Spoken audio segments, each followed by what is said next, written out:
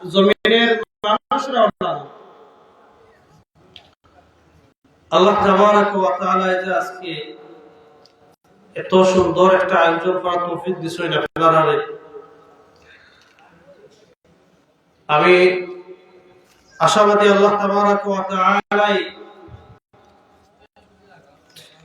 এই মাহফিল কাল কিয়ামতের দিন আপনাদের নাজাতের উসিলা হিসেবে কবুল করবেন। কারণ আল্লাহ রাব্বুল আলামিন আমাদেরকে আল্লাহর ইবাদতের জন্য বানাইছেন। আনন্দে আত্মহারা হয়েছে, খুশি হয়েছে। জন্ম হলে মানুষ খুশি হয়, মৃত্যুবরণ করলে মানুষ বেদনা পায়। এই যে জীবন এবং মরণ, আপনার জন্ম মৃত্যু,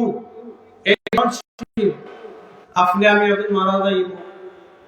মারা যাওয়ার বাদে আখিরাতে আমরা কিতাব লইয়া যাইতাম, আমাদের কি সঞ্চয় আছে, আখিরাতের মধ্যে আল্লাহ তাবারাক ওয়া তাআলা কি রাখছেন আমাদের জন্য।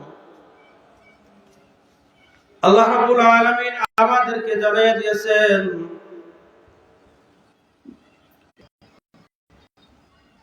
আল্লাহ তাবারাক ওয়া তাআলা তাদেরকে জান্নাতের সুসংবাদ দিয়েছেন। ইন্নাল্লাযীনা আমানু ওয়া আমিলুস সালিহাতি লাহুম জান্নাতুল ফিরদাউসি নুজুলা।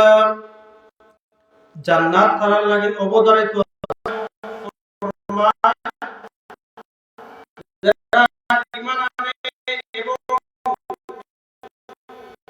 সব নেক আমল করার লাগি আমরা রে পাঠাইছে।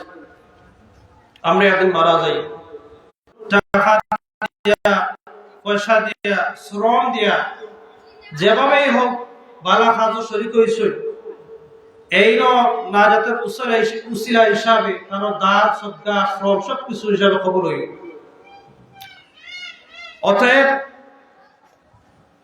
আল্লাহ তাবারাক ওয়া তাআলা বলেন, আল্লাযী খলক দিয়েছেন পরীক্ষা করার জন্য, হে দুনিয়ার জমিন ও নেক আমল কইরা ফরজ, হে নেক আমলে উত্তম সেই মানুষকে পরীক্ষা করার জন্য। যারা করছে একমাত্র আল্লাহর সন্তুষ্টি অর্জনের জন্য, রাসূলুল্লাহ সাল্লাল্লাহু আলাইহি ওয়াসাল্লামের সন্তুষ্টি অর্জনের জন্য।